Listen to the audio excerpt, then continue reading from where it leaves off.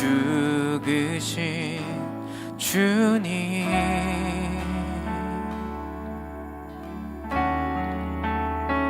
주 흘리신 그 보혈이 나의 죄를 정결케 하네. 내 영을 고치시네. 송축하리라.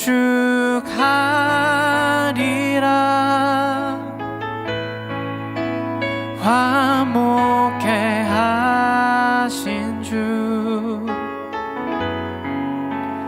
나의 모든 죄 깨끗게 하셨네.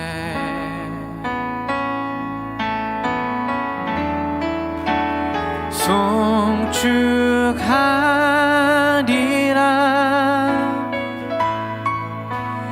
귀하신 어린 양 모두 절하고 모두 외치리라.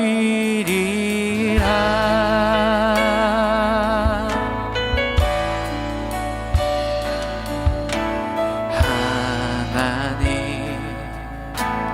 어린 양 독생자 예수, 날 위해 죽으신 주님,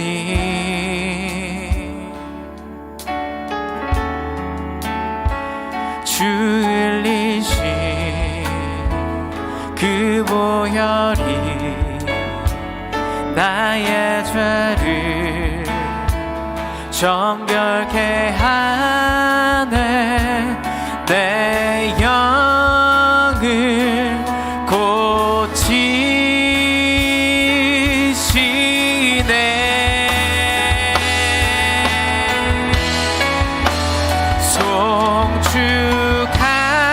송축하리라. 화목케 하신 주, 나의 모든 죄 깨끗게 하셨네. 송축하리라.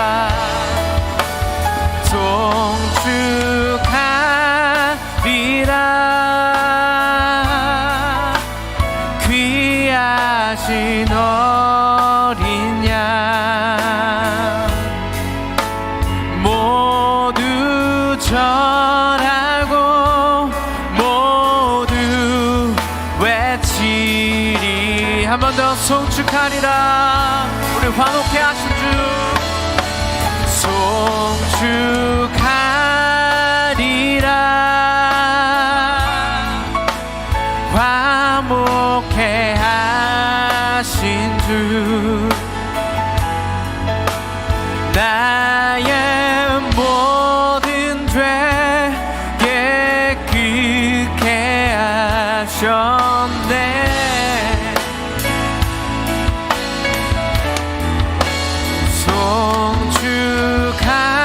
송축하리라.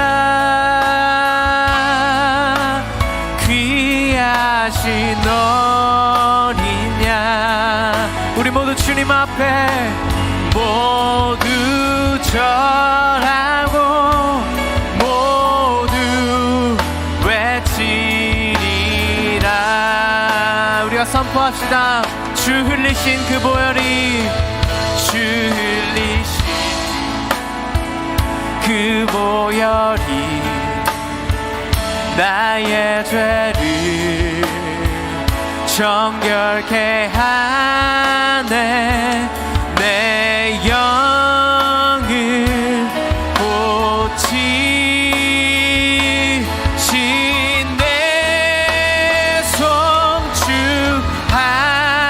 송축하리라. 화목케 하네. 주, 우리의 모든 죄를 지신 주님, 나의 모든 죄 깨끗게 하셨네. 송축하리라, 송축하리라. 그 귀하신 어린 우리의 왕 되신 그 예수 그리스도 앞에 모두 절하고 모두 외치리라. 우리의 목소리 높여 송축하리라, 송축하리라.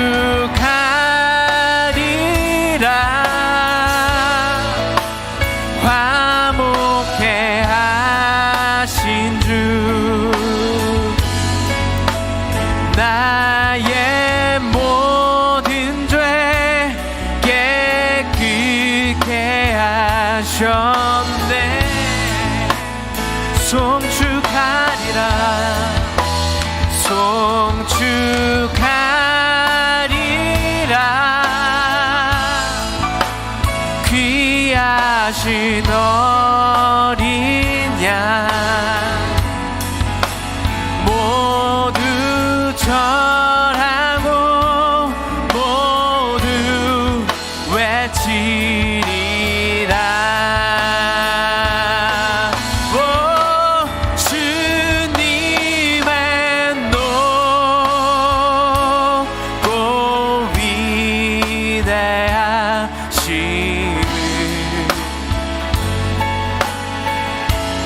내 영혼이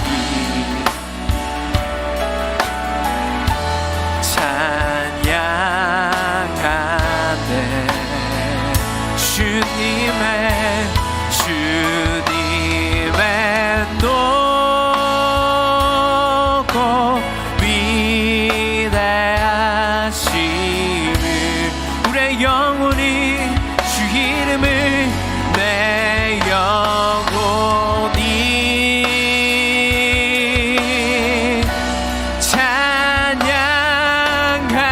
찬양하네. 주님의 높고 위대하심을 나의 영혼이 목소리 높여 내 영혼이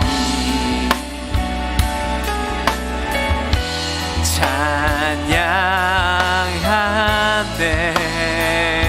주님의 높고 위대하심을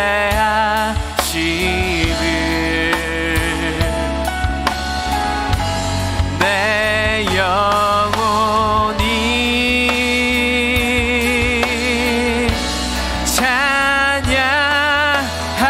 우리 한 번 더 그 높으신 이름을 찬양합시다. 주님의 높고 위대하심을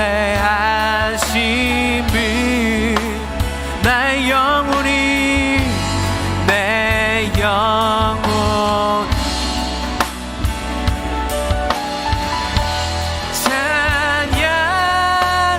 찬양하네.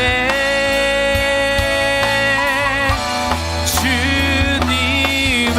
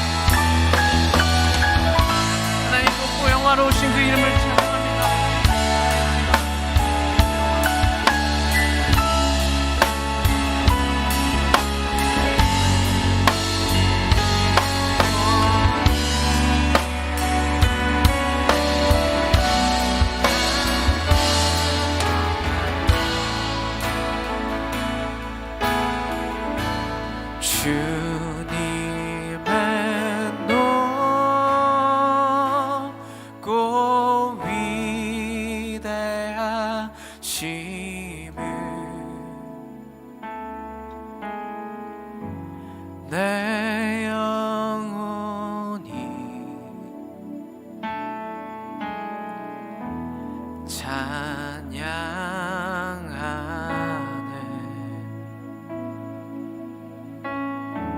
주님의 높고 위대하심을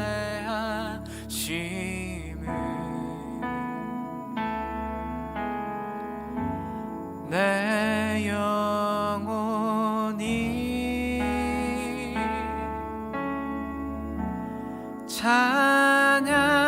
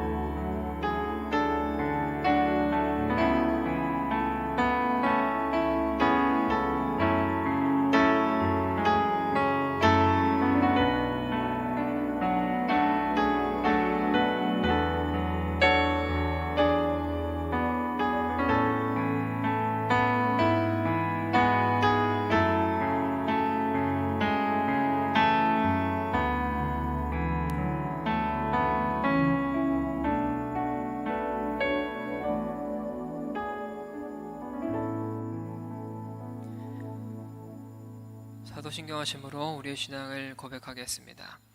전능하사 천지를 만드신 하나님 아버지를 내가 믿사오며 그 외아들 우리 주 예수 그리스도를 믿사오니 이는 잉태하사 동정녀 마리아에게 나시고 본디오 빌라도에게 고난을 받으사 십자가에 못 박혀 죽으시고 장사한 지 사흘 만에 죽은 자 가운데서 다시 살아나시며 하늘을 오르사 전능하신 하나님 우편에 앉아 계시다가 저리로서 산자와 죽은 자를 심판하러 오시리라. 성령을 믿사오며 거룩한 공회와 성도가 서로 교통하는 것과 죄를 사하여 주시는 것과 몸이 다시 사는 것과 영원히 사는 것을 믿사옵나이다. 아멘. 우리 찬송가 2장 함께 찬양하겠습니다.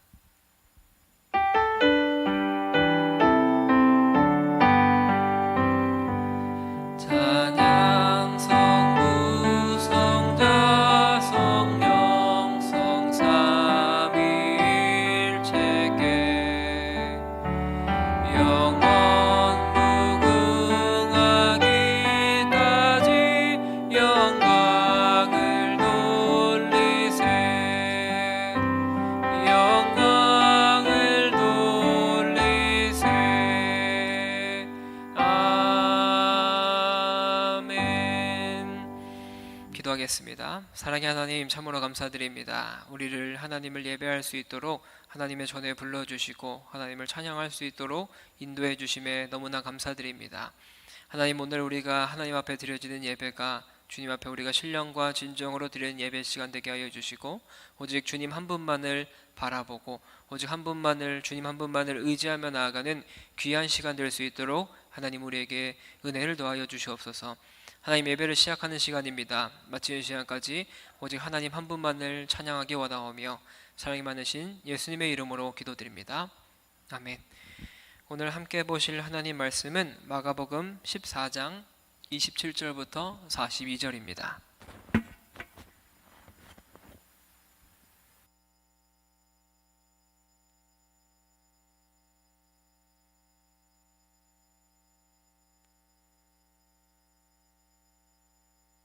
마가복음 14장 27절부터 42절까지의 말씀을 저와 여러분들이 한 절씩 교독하겠습니다. 예수께서 제자들에게 이르시되 너희가 다 나를 버리리라. 이는 기록된 바 내가 목자를 치리니 양들을 흩어지리라 하였음이니라.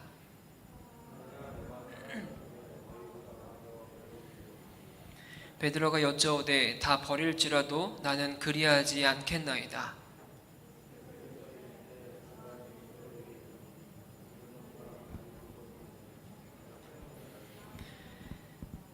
베드로가 힘있게 말하되 내가 주와 함께 죽을지언정 주를 부인하지 않겠나이다 하고 모든 제자도 이와 같이 말하니라.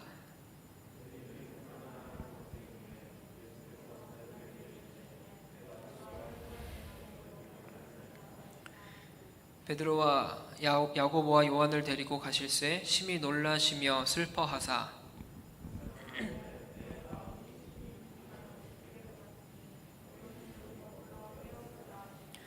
조금 나아가사 땅에 엎드려 될 수 있는 대로 이때가 자기에게서 지나가기를 구하여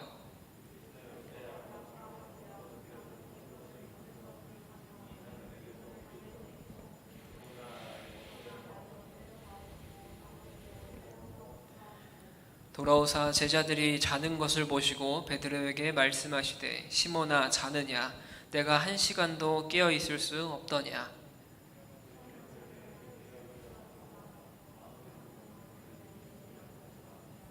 다시 나아가 동일한 말씀으로 기도하시고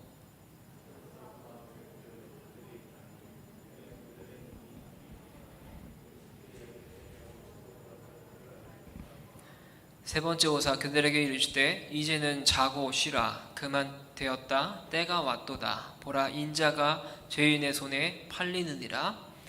일어나 함께 가자. 보라 나를 파는 자가 가까이 왔느니라. 아멘. 일어나 함께 가자라는 제목으로 함께 하나님 말씀 나누기 원합니다. 제자들과 예수님과 함께한 마지막 만찬은 이제 끝이 났습니다. 만찬 중에도 예수님은 다가오는 자신의 고난과 죽음에 대한 의미를 이야기를 해주셨어요. 예수님께서는 속죄와 해방, 구원 등 유월절이 가지고 있는 의미를 전혀 새롭게 하시는 새로운 언약을 제자들에게 알려주셨습니다. 그리고 자신의 고난과 죽음이 그대로 끝이 나지 않고 장차 영원한 하나님 나라에서 복된 만남이 있을 것을 약속하셨어요. 예수님과 제자들은 이제 찬송을 하며 감람산으로 나아왔습니다. 그들은 거기서 기도하게 될 텐데 예수님께서는 27절 말씀에서 이렇게 기록하십니다. 예수께서 제자들에게 이르시되 너희가 다 나를 버리리라. 이는 기록된 바 내가 목자를 치리니 양들이 흩어지리라 하였음이니라. 예수님은 이미 마지막 만찬 때에 제자들과 식사를 하실 때에 그 누군가가 나를 배신할 것이다 라고 이미 예언을 하셨습니다.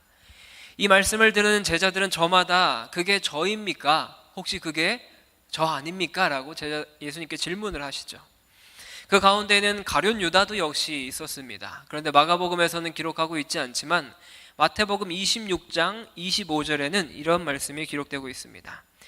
예수를 파는 유다가 대답하여 이르되 랍비여 나는 아니지요. 대답하시되 내가 말하였도다 하시니라.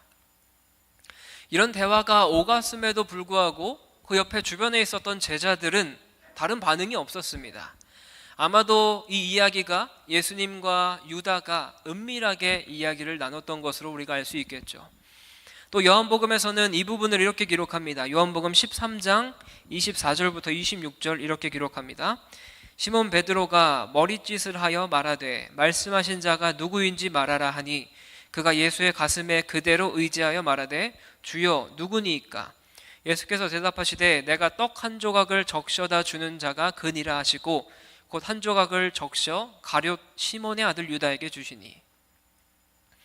베드로가 예수님의 가슴에 기대어 식사하고 있는 요한에게 시켰습니다.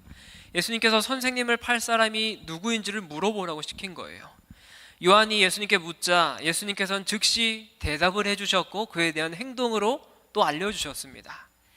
그런데 이 행동이 무슨 의미인지를 아는 제자들이 없는 것을 보면 이 요한복음의 대화 역시 예수님과 요한만의 대화였다라고 우리가 생각해 볼 수 있습니다. 어쨌든 이런 일들이 일어난 후에 가룟 유다라고 하는 사람은 조용히 그 자리를 떠나게 되었어요. 그런데 오늘 본문에 기록된 예수님의 예언은 성격이 조금 다르게 보입니다. 예수님께서는 이번에 너희가 나를 버리리라 라고 먼저 말씀하신 후에 두 가지의 사실을 덧붙여서 이야기하십니다. 첫 번째 이야기는 제자들이 당신을 버릴 것이다. 제자들이 예수님을 버릴 것이다 라고 이야기를 하셔요. 두 번째는 후에 바로 이어서 이것이 성경의 예언을 성취하는 일이다 라고 선포하십니다. 대부분의 학자들은 이때 인용하신 말씀을 구약성경에서 스가랴 13장 7절 말씀이라고 보고 있어요. 13장 7절은 이렇게 기록합니다. 만군의 여호와가 말하노라 칼아 깨어서 내 목자 내 짝된 자를 치라. 목자를 치면 양이 흩어지려니와 작은 자들 위에는 내가 내 손을 들이우리라. 우리가 이 스가랴 말씀에서 눈여겨봐야 될 부분이 하나가 있습니다. 예수님께서 스가랴가 말하는 내 목자, 즉 내 짝된 자를 당신으로 여겼어요. 예수님 당신으로 여기셨습니다. 당신이 그 말씀을 따라서 고난을 받고 죽는 그 일이 하나님께서 작정하신 일이다. 하나님께서 계획하신 일이라고 강조하면서 이야기를 하고 있습니다. 하지만 예수님은 두 번째로 이 예언이 비극으로 끝나지 않을 것을 금방 이제 또 이어서 이야기를 하세요. 우리 마가복음 본문으로 한번 돌아와 보죠. 마가복음 14장 28절 말씀은 한 목소리로 함께 읽겠습니다. 함께 읽습니다. 시작. 그러나 내가 살아난 후에 너희보다 먼저. 스가랴의 예언에 따르면 목자는 해를 받을 것이고 그 양들은 사방으로 흩어질 것이라고 예언을 했어요. 하지만 하나님의 작은 자들, 즉 미천하게 보이는 당신의 백성들은 당신의 손에 보호할 것이다 라고 이야기하는 거예요. 당신의 손으로 이 백성들을 보호할 것이다 라고 이야기를 하고 있습니다. 이런 관점으로 볼 때 예수님은 지금 제자들의 배신을 예고하고 있지만 그들을 정죄하고 있지는 않습니다. 이 모든 일이 하나님의 계획 안에, 하나님의 작정 안에 있으니 안심하라는 말씀이 분명합니다. 그런데 이 말씀을 들은 베드로가 당장 바로 반응해요. 29절에 이렇게 기록합니다. 베드로가 여짜오되 다 버릴지라도 나는 그리하지 않겠나이다. 베드로는 다른 사람들은 다 당신을 버려도 나는 주님을 버리지 않겠습니다 라고 말하고 있어요. 여기서 버릴지라도 라고 사용된 헬라어의 뜻은 걸려 넘어진다 라는 뜻을 가지고 있어요.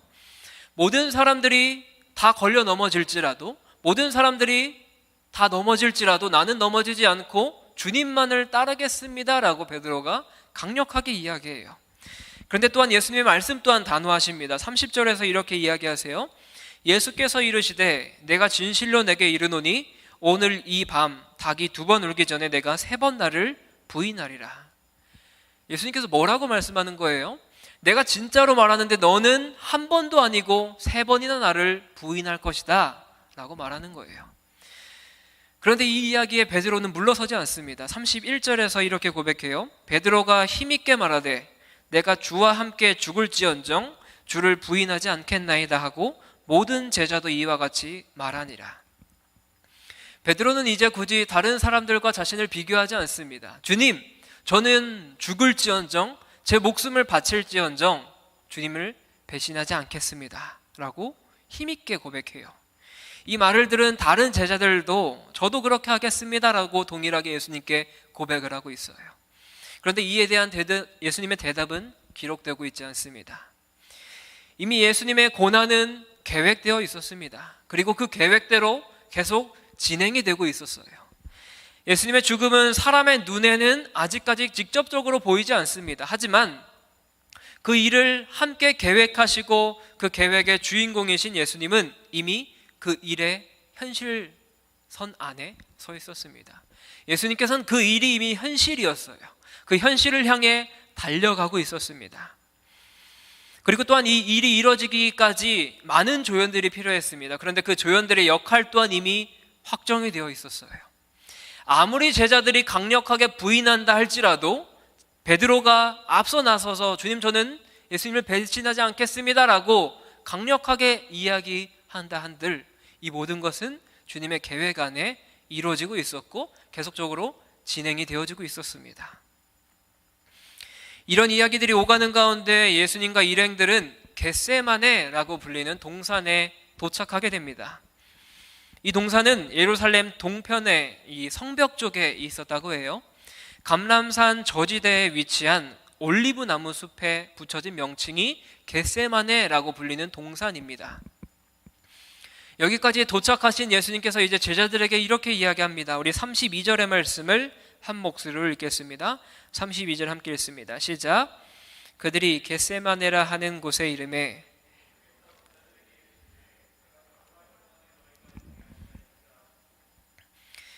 내가 기도하는 동안 너희는 여기에 앉아 있으라 라고 말하십니다. 예수님께서 겟세마네에 오신 이유를 분명하게 밝히시죠. 나는 여기 기도하러 왔다라고 밝히고 있는 거예요. 오늘 본문에서 기도하신 이야기가 총 4번이나 반복되어서 기록이 됩니다. 32절과 35절, 38절, 39절 이렇게 4번이나 반복이 돼요. 임박한 죽음과 제자들의 배반, 이 부인이 예언된 유월절 전날 밤에 예수님께서 집중하셨던 것은 다른 어떠한 것이 아니라 기도하시는 거였습니다. 또 총 들어서 이 마가복음을 살펴보면 예수님께서 기도하시는 장면이 총 3번 등장합니다. 첫 번째는 사역 초창기에 예수님이 기도하면서 하나님께 힘을 받고자 기도하러 나가시죠. 그리고 두 번째, 예수님의 명성이 절정에 이르렀을 때 예수님은 또한 기도하러 나가세요. 그리고 마지막 3번째, 오늘 겟세마네 동산에서 죽기 직전에 예수님께서 기도하러 나오십니다. 그런데 이전 2번의 경우 제자들과 조금 떨어져서 분리되어서 홀로 기도하신 반면에 오늘은 예수님께서 기도하는 동안 그들이 제자들 몇 명이 곁에 머물러 있기를 바라셨습니다. 그런데 마가는 겟세마네에서 기도하신 분은 오직 예수님 한 분이라고 이야기하고 있어요. 심지어 예수님은 제자들에게 기도하라는 말조차 하지 않으시고 8명에게는 여기 앉아 있으라 라고 이야기하시고 또 3명의 제자들에게는 여기 머물러서 깨어 있으라 라고 이야기하세요. 그런데 왜 예수님께서는 3명의 제자인 베드로와 야고보와 요한만 따로 데리고 기도의 장소로 올라가셨을까요? 마가는 이 이유를 정확하게 설명하고 있지 않습니다. 그런데 우리가 짐작해 볼 수 있는 것은 이 3사람이 제자들 중에 가장 강력하게 예수님을 위해서 기꺼이 고난을 받겠다라고 앞장서서 이야기했던 사람들이기 때문일 수 있어요. 3명의 제자와 함께 기도할 장소를 찾으러 가신 예수님께서는 자신의 심정에 대해서 이렇게 고백을 하고 있어요. 33절과 34절 이렇게 기록합니다. 베드로와 야고보와 요한을 데리고 가실새 심히 놀라시며 슬퍼하사 말씀하시되 내 마음이 심히 고민하여 죽게 되었으니 너희는 여기 머물러 깨어 있으라 하시고, 기도하러 가시는 순간 예수님의 마음이 어땠습니까? 심히 고민하여 죽게 되었다라고 이야기하고 있어요. 예수님도 이런 압박감이 찾아온 거예요. 두려움과 공포가 찾아왔겠죠. 이것 때문에 예수님은 죽게 되었다, 내가 너무 힘들어서 죽기까지 한다라고 이야기하고 있어요. 예수님은 이 3명의 제자들에게 자신의 내적인 상태를 드러내서 보여주십니다. 예수님은 자신의 마음을 드러내 보이심으로써 제자들이 마음으로부터 예수님과 깊은 관계를 형성하도록 이렇게 이야기하고 있어요. 무엇보다 마가복음 전체에서 이 3명의 위치는 조금 남달랐습니다. 이 3명의 제자들은 위치가 조금 남달랐어요. 그들은 갈릴리 바다에서 부름받은 초기 제자들이었고 또한 12명이 임명될 때에 추가적인 이름을 받은 제자들이었어요. 또한 다른 9명의 제자들과는 다르게 예수님의 사역의 내밀한 영역까지 동참하도록 이런 허락된 제자들 중에 3명이었습니다. 그런 까닭에 예수님과 그들 사이는 당연히 누구보다도 더 강력한 공동체의 이런 영향력이 있었겠죠. 그의 감정 고백은, 예수님의 감정에 대한 고백은 다가오는 고난으로 인해 심적으로 눌림 가운데 있던 상황을 너무나 사실적으로 표현하고 있어요. 너무나 예수님께서 감당하고 계시는 그 힘듦을 이야기하고 있는 거예요. 하지만 예수님의 감정 고백으로 끝나지 않으시고 예수님은 제자들에게 구체적인 행동을 요청하십니다. 그것이 여기에 머물러서 깨어 있으라라는 요청입니다. 깨어 있으라라고 하는 이 이야기에 담긴 의도가 무엇일까요? 왜 깨어 있으라고 이야기를 하셨을까요? 깨어 있으라가 기도하라는 함축적인 의미를 추정할 수 있지만 마가는 이 의미를 38절까지는 계속 미루면서 이야기를 하고 있지 않습니다. 마가에 따르면 예수님께서 제자들을 부르신 이유 중 하나는 그들이 예수님과 함께 있기 원했기 때문이에요. 때문에 예수님께서는 그들에게 놀라운 기적을 행했을 뿐만 아니라 죽음의 길에 갈 것인지 말 것인지를 두고 이 처절한 사투를 벌이는 순간에 너희가 나와 함께 있으면 좋겠다라고 그들에게 그 자리에 머물러서 내가 기도하고 내려올 때까지 깨어 있어 줬으면 좋겠다라고 요청을 하고 있는 거예요. 물론 예수님 곁에 머물러 있으라는 요청은 예수님 자신만이 아니라 그들을 위한 조치이기도 했을 겁니다. 제자들은 예수님과 함께 머무는 자들만으로서 삶을 살아오지 않았어요. 하나님 나라를 선포하기 위한 제자들로 그들이 부름을 받았어요. 그러므로 머물러 깨어 있으라는 말에는 예수님께서 겪고 통과하는 그 모든 환난과 죽음과 과정을 보는 증인으로서 너희가 머물렀으면 좋겠다라는 의미입니다. 훗날 이 제자들이 하나님 나라 운동을 이끌어갈 교회의 지도자로 세워졌을 때 그들이 전파하고 또 따라야 할 길이 무엇인지를 미리 너희가 내 고난과 힘듦을 통해서 미리 보고 겪으라고 제자들에게 이런 요청을 하고 있는 거예요.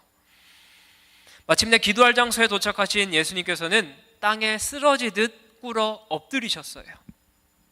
이 행동이 어떤 의미를 가지고 있을까요? 이 행동은 상대를 존경하기 때문에 복종하는 표시의 자세이기도 합니다. 또한 동시에 극심한 슬픔을 이야기하는 문구이기도 해요. 이 때문에 예수님께서는 엎드려서 기도하시면서 35절과 36절에서 이렇게 이야기하십니다. 우리 35절과 36절을 한 목소리로 함께 읽겠습니다. 35절 36절 읽습니다. 시작. 조금 나아가사 땅에 엎드리어 이르시되 아빠 아버지여 아버지께서 모든 것이 가능하오니 이 잔을 내게서 옮기시옵소서.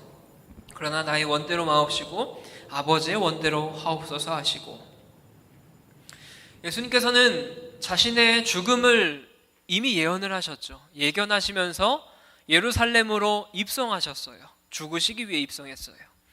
그런데 이제 주님께서 죽음을 앞두시고 조금 움츠러드는 모습을 보이는 것 같습니다. 왜 그러셨을까요?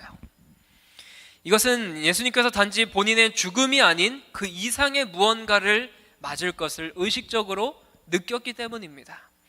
마가복음 10장 45절에서는 예수님께서 본인이 오신 목적이 자기 목숨을 많은 사람의 대속물로 주려 한다라고 말씀하셨어요.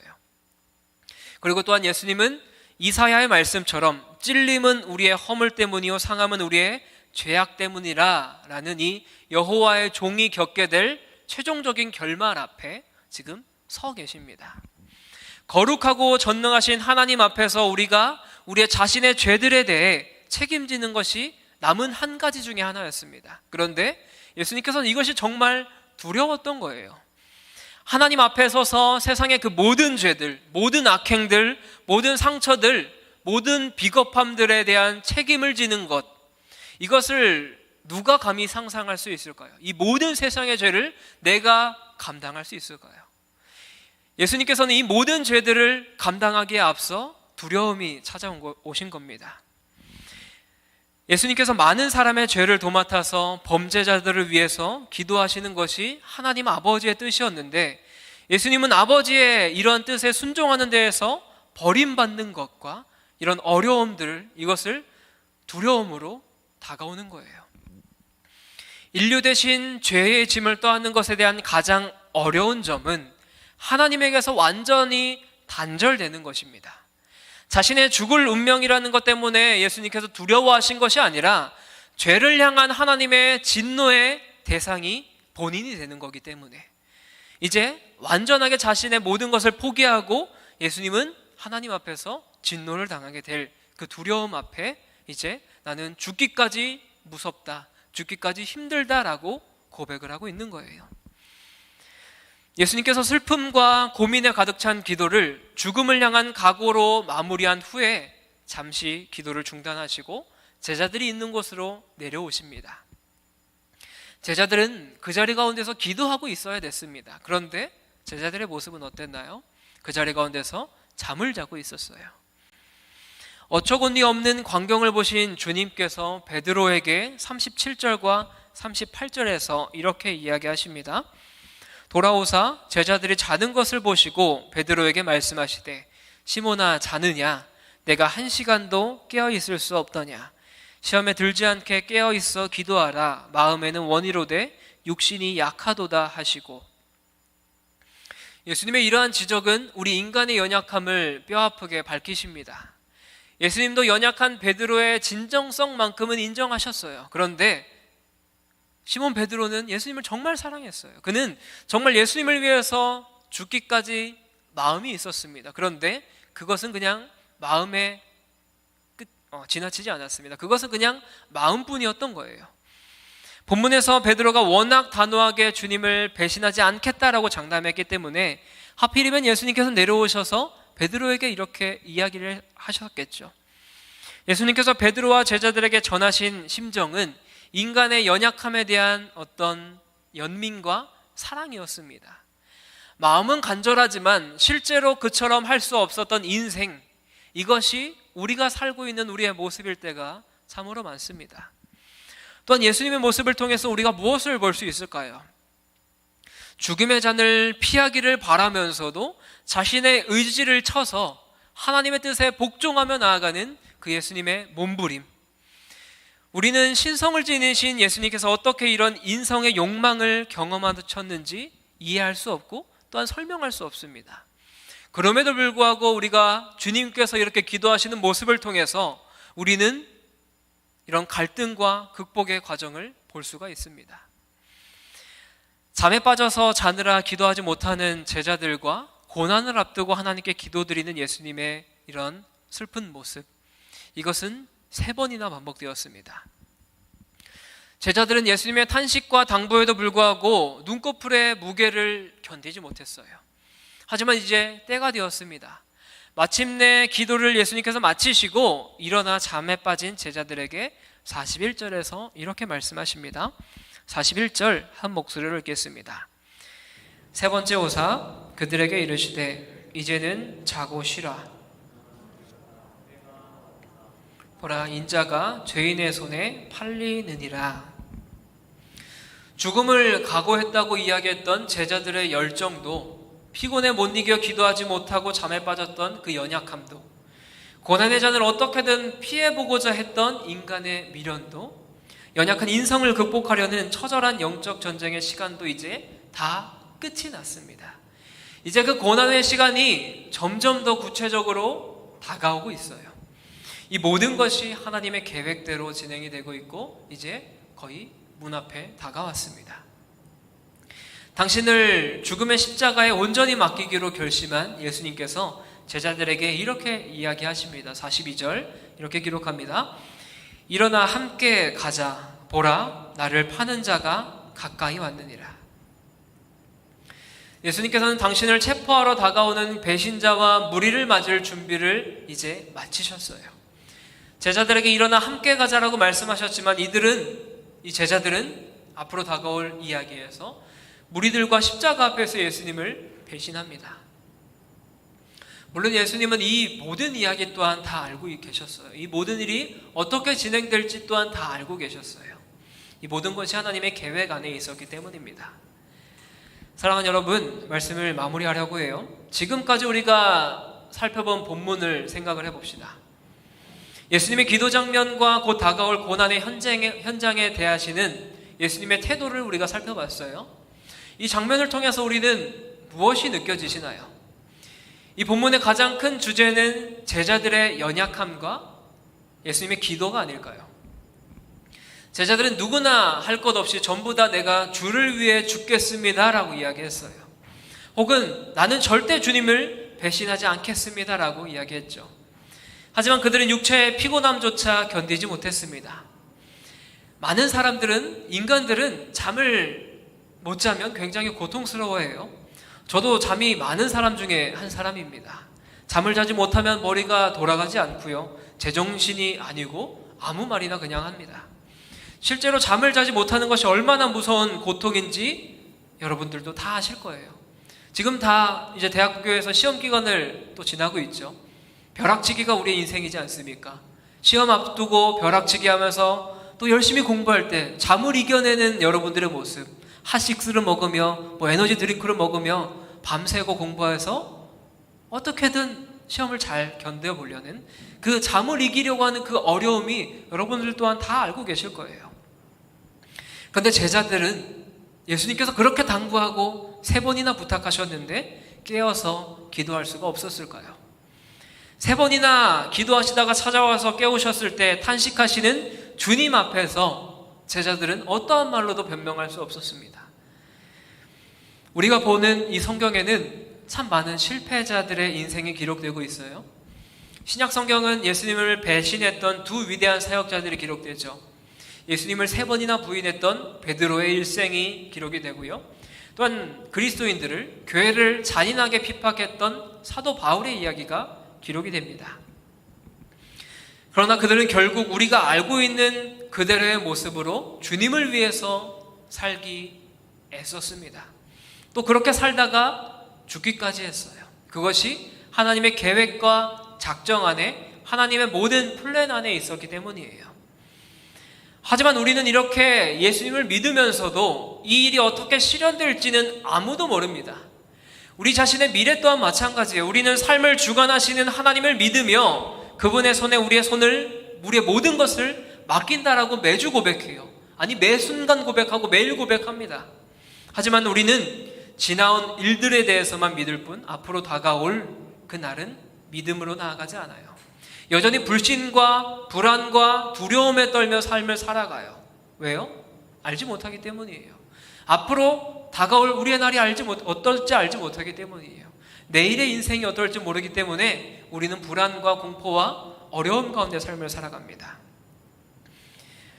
제자들을 향해서 말씀하신 것처럼 주님께서도 우리를 향해 탄식하시면서 이렇게 이야기하세요. 마음에는 원이로되 육신이 약하구나. 이 탄식에 대한 해법이 무엇일까요? 이 탄식에 대한 우리의 자세는 어떠해야 될까요? 오직 하나입니다. 깨어 기도하는 것이에요. 오늘 본문에서 이야기하는 것은 너희가 아직도 깨어 기도하지 못하느냐라고 이야기하는 것처럼 예수님께서 이야기하시는 이 탄식 가운데 우리가 해결할 수 있는 방법은 깨어서 기도하는 방법입니다. 우리는 예수님의 기도 안에서 기도가 무엇인지, 우리의 삶을 깨는 것이 무엇인지를 함께 살펴봤어요. 예수님은 기도 가운데 자신의 뜻을 온전히 하나님께 복종하는 과정을 보여주셨습니다. 뿐만 아니라 기도를 통해서 제자들에게 깨어있는 것이 무엇인지를 몸소 가르쳐 알려주셨어요. 기도는 자신을 쳐서 하나님의 뜻에 복종하는 것입니다. 이를 향한 몸부림이 기도하는 것이에요. 이 자세야말로 우리를 육신의 약함에서부터 벗어나게 하는 힘인 줄 믿습니다. 그렇다면 우리가 이제 앞이 보이지 않을 때, 그래서 불안할 때, 그럼에도 우리의 힘으로 무엇 하나 어찌할 수 없을 때 우리는 어떻게 해야 될까요?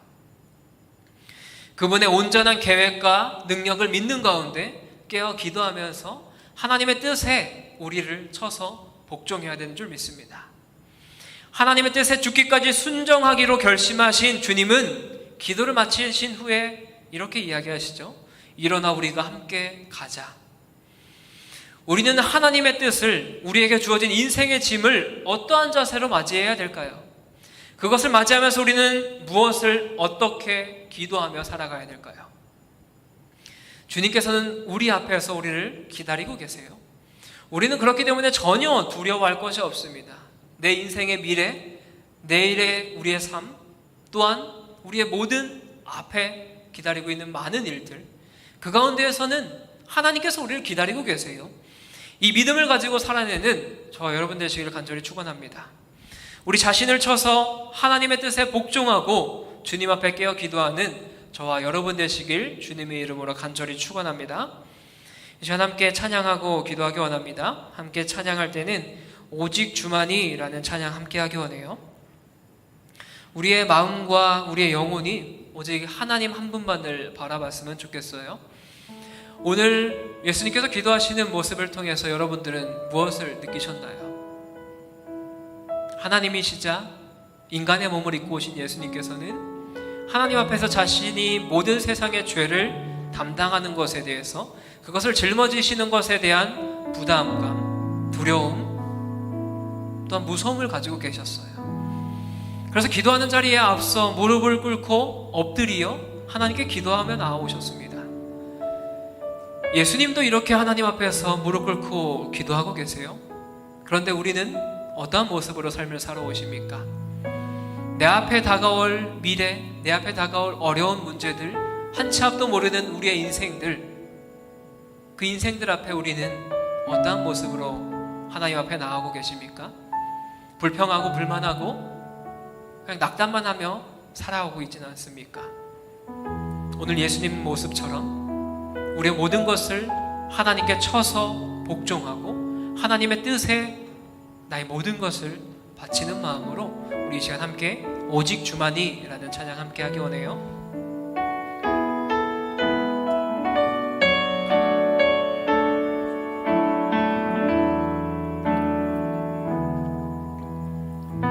나의 영혼이 잠잠히 하나님만 바라며 나의 구원이 그에게서 나는 도다. 나의 영혼아 잠잠히 하나님만 바라라. 나의 소망이 저에게서 나는 도다. 오직 주만이 나의 반석, 나의 구원이시니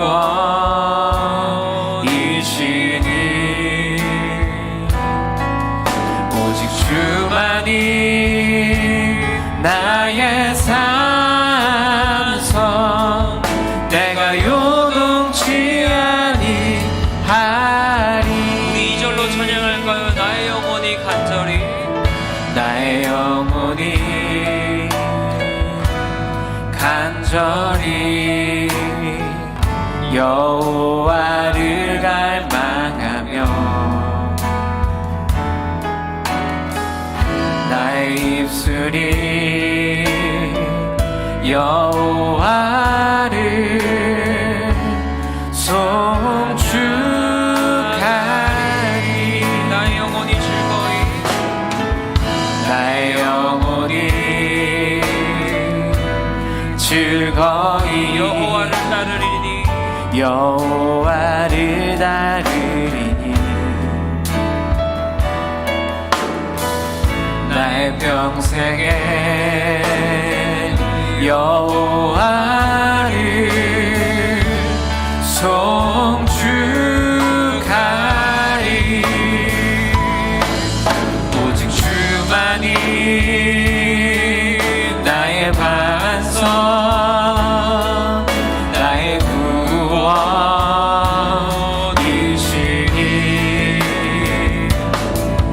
오직 주만이 나의 산성,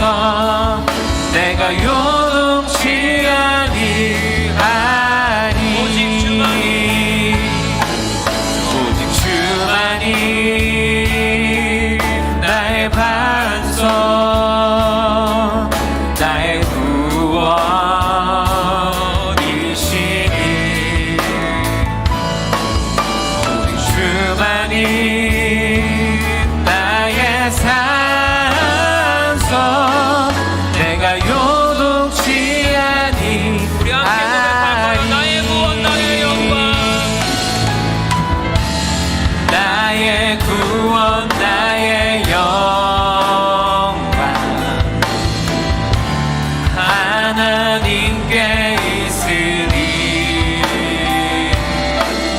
내 힘의 반석과 피난처 되시네.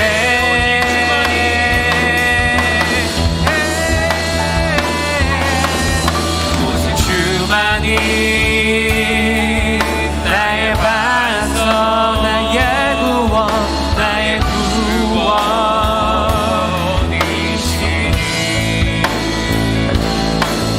오직 주만이 나의 산성, 내가 요동치 아니하니. 마지막으로 고백합시다. 오직 주만이, 오직 주만이 나의 반석, 나의 구원이시니.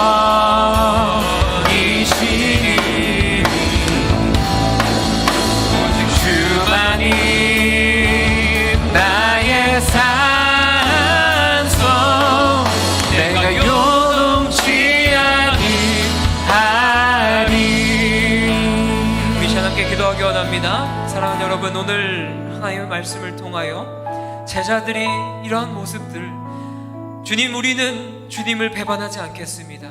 주님, 우리는 걸려 넘어지지 않고 예수님을 끝까지 따르겠습니다 라고 너무나 자신감 있게 이야기했던 제자들의 모습을 살펴봤습니다. 그런 제자들에게 예수님께서는 너희가 깨어있으라 라고 이야기했지만 제자들은 3번이나 깨어있지 못한 채 자고 있었습니다. 사랑하는 여러분, 우리의 모습이 제자들의 모습일 때가 참으로 많아요. 주일에 예배 와서 말씀 듣고 기도할 때에 결단합니다. 하나님, 주님을 위해 살겠습니다. 주님의 자녀로 살아가겠습니다. 주님의 백성으로 흔들리지 않고 살아가겠습니다 라고 매 순간 고백합니다. 하지만 교회를 떠나 여러분들의 삶의 현장으로 나아가다 보면 매 순간 무너집니다. 매번 넘어집니다. 그것이 우리의 인간적인 한계입니다. 하나님이신 예수님께서도 세상의 죄를 감당하기에 어렵고 두려움이 있었어요. 그래서 주님 앞에 나와 무릎을 꿇고 하나님 앞에 기도하는 거예요. 하나님, 가능하다면 이것을 저에게서 멀리하여 주시옵소서. 그런데 이것이 하나님의 뜻이라면 하나님께서 감당할 수 있도록 힘과 능력 허락하여 주옵소서라고 예수님께서 주님 앞에 나와 무릎 꿇고 기도하는 거예요. 사랑하는 여러분, 우리의 삶의 현장에서 우리가 많은 어려움과 힘듦과 낙담을 경험할 때 우리가 어떻게 해야 되겠습니까? 그 현장 가운데 그냥 불평하고 주님, 전 이것밖에 안 됩니다 라고 낙심하며 내 삶을, 내 자존감을 더 떨어뜨리며 살아가는 것이 아니라 주님, 제가 더 주님 앞에 무릎 꿇으며 나아가겠습니다. 하나님, 하나님의 뜻에 나를 쳐서 복종하겠습니다 라고 다짐하며 나아갈 수 있도록 하나님, 여기 오면 주님의 귀한 청년들을, 귀한 주님의 백성들을 하나님 인도하여 주시옵소서. 이 기도 제목을 가지고 우리 함께 주님 이름 한번 부르짖고 함께 기도합니다. 주여. 사랑하는 하나님, 오늘 하나님의 말씀을 살펴보게 하시면 감사합니다. 주님, 오늘 이 이야기를 통해 우리가 무엇을 알 수 있습니까? 주님, 우리 너무나 연약한 존재이고 너무나 부족한 사람이라는 것을 깨닫게 됩니다. 예수님과 제자들이 또한 앞서 이야기했던 베드로가 주님, 저는 주님을 배신하지 않겠습니다.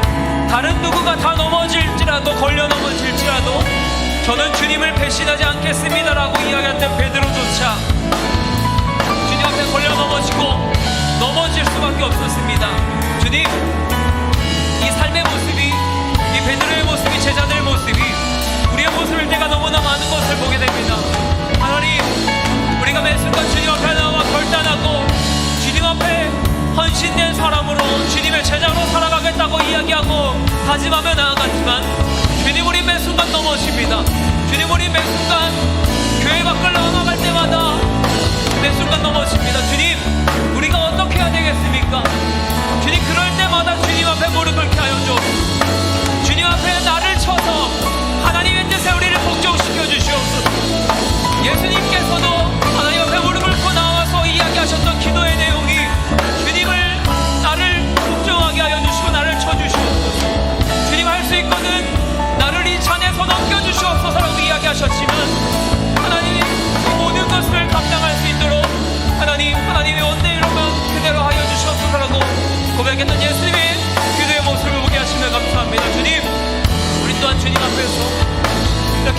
하여 주시고 주님 앞에서 이렇게 결단하게 하시고 하나님을 찬양하게 하시고 주님만을 의지하며 살아갈 수 있도록 주님 우리를 붙잡아 주시고 우리를 보호하여 주시고 하나님 우리를 인도하여 주옵소서.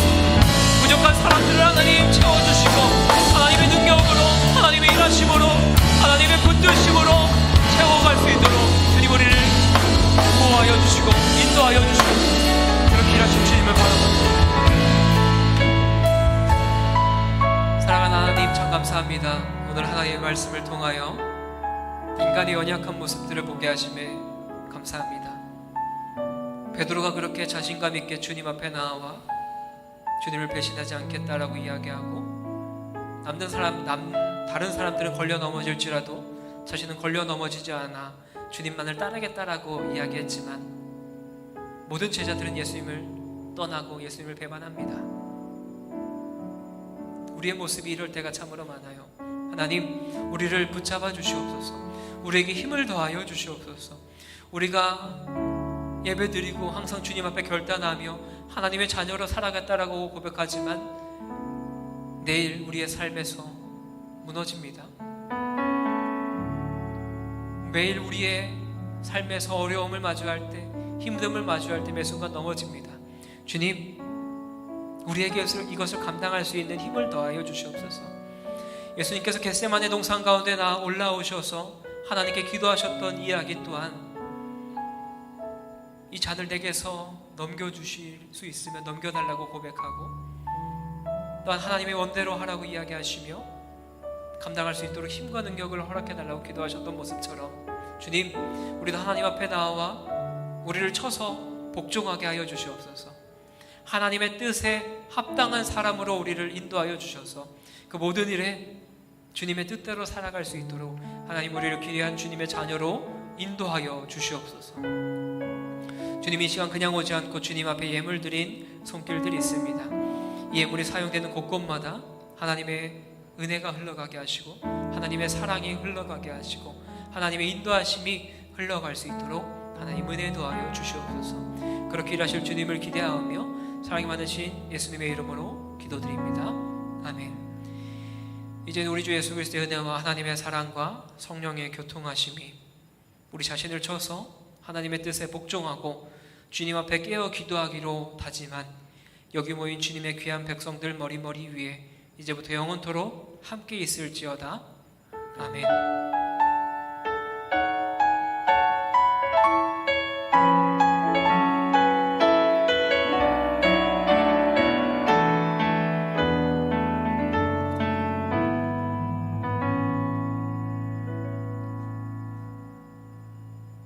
네, 잠시 광고 드리겠습니다. 일단 오늘 교회 설립 128주년 기념주일이라서요. 여러분 나가실 때 여러분이 싫어하시는 기념품이 준비되어 있습니다. 그렇지만 다 가지고 가시면 좋겠어요. 하나씩 받아가지고 유용한 것도 있습니다. 제가 보니까 유용한 것도 들어있더라고요. 그래서 그렇지만 유용한 것만 가져가신 게 아니라 안 유용한 것도 다 가져가시는 걸로 네. 다 받아가시고요. 저희가 6월 한 달간 또 특별 금요기도회 진행되고 있는데 이번 주가 이제 마지막입니다. 그래서 금요일에 또 오셔서 많이 기도하시는 시간 됐으면 좋겠고요. 청년부 소식 좀 전해드릴 텐데 우선은 좀 혼란스러우실 수도 있겠지만 지난번에 저희가 행정착오 때문에 상반기 장학금이 취소됐다고 했는데 또 다시 좀 드리기로 결정이 됐다고 합니다. 그래가지고 좀 급하게 저희가 신청을 받아서 당장 막 빨리 진행을 해야 돼요. 그래가지고 목사님이 좀 관련해서 자세하게 말씀을 해주시겠습니다. 네, 원래 상반기에 이제 대학교 다니는 청년들에게 장학금을 신청받아서 장학금을 지급을 했는데 이번에 어떤 행정착오로 인해서 지급이 안 됐었어요. 그래서 2학기에 그것을 몰아서 주자라고 이야기가 되었다가 당회 거쳐서 이건 상반기에 다 지급을 했으면 좋겠다라고 이야기를 하게 되어서 급하게 이렇게 진행을 하게 되었고요. 지난 우리가 장학금 신청했던 거와 동일하게 장학금을 신청을 해주시면 되는데 이번 주 토요일까지 주셔야 바로 다음 주일날 장학금 수여식이 바로 진행이 될 거예요. 그래서 여러분들이 장학금을 하루속히 신청을 해주시고 뒤에 장학금 신청서가 있고요. 장학금 신청서, 자기소개서, 그리고 등록금 고지서, 재학증명서 이렇게 총 4가지를 제출을 해주시면 되겠습니다. 그래서 제출을 해주시면 저희가 함께 보고 장학금을 수여를 할 거고요. 2학기부터는 장학금 수여가 조금 달라집니다. 지금까지는 좀 많은 인원을 줬었잖아요. 인원이 좀 많아지면 그래도 n분의 1을 해서 나눠줬었는데 다음 2학기부터는 총 5명만 지급을 하게 되고요. 여러분들 학비의 50%에서 60% 정도의 금액을 당에서 주기로 결의가 돼가지고요. 이제 좀 장학금 선정이 조금 치열해졌어요. 어떻게 보면. 그래서 뭐 예배가 기준이 될 수가 있겠고요. 청년부의 활동, 그리고 뭐 봉사적인 봉사 활동, 교회 안에서 봉사하는 거, 그리고 또 뭐가 있을까요? 우선 크게 이 정도, 청년부에서 활동하는 거, 교회에서 봉사하는 거, 이렇게 총 이런 것들을 토대로 해서 총 5명의 인원만 장학금이 2학기에는 지급이 될 거예요. 그래서 여러분들이 또 청년부 활동 열심히 하시면서 장학금 신청을 하시면 다들 또 무리 없이 받을 수 있지 않을까 생각이 됩니다. 그런데 또 많은 인원이 신청이 되면 그 중에 5명을 우리가 선정을 해야 되는 기준이 있어서 여러분들이 또 같이 참여를 청년부 활동에 열심히 해주시면 또 감사하겠습니다. 네, 장학금 광고는 여기까지 하고 토요일까지 신청을 해주시면 되겠습니다.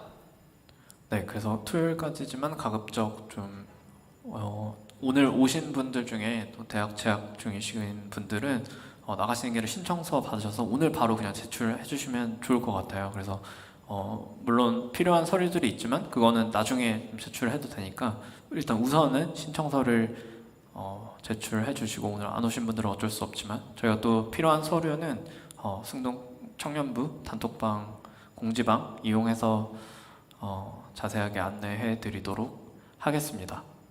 네, 그리고 네, 이상입니다. 이상으로 광고 마치겠고요. 우리 자리에서 일어나서 마지막 찬양으로 예배 마치도록 하겠습니다.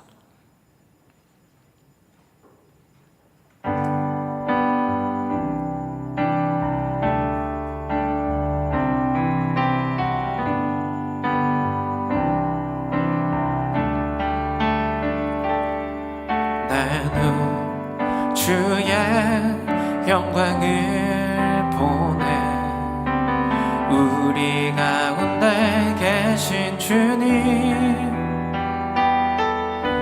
그 빛난 영광 온 하늘 덮고 그 찬송 온 땅 가득해. 나는 주의 영광을 보내 찬송 가운데 서신 주님, 주님의 얼굴은 온 세상 향하네. 우리를 향해 권능의 팔을 드셨네. 주의 영광 이곳에 가득해. 우린 선해 주님과 함께 찬양하며 우리는 전진하리. 모든 열방 주 볼 때까지. 주의 영광 이곳에 가득해. 우린 선해 주님과 함께 찬양하며 우리는 전진하리. 모든 열방 주 볼 때까지. 주님과 함께하는 우리의 삶을 통해 모든 열방 주 볼 때까지. 모든 열방 주 볼 때까지. 할렐루야. 한 주간 승리하시는 삶 되시기를 축복합니다.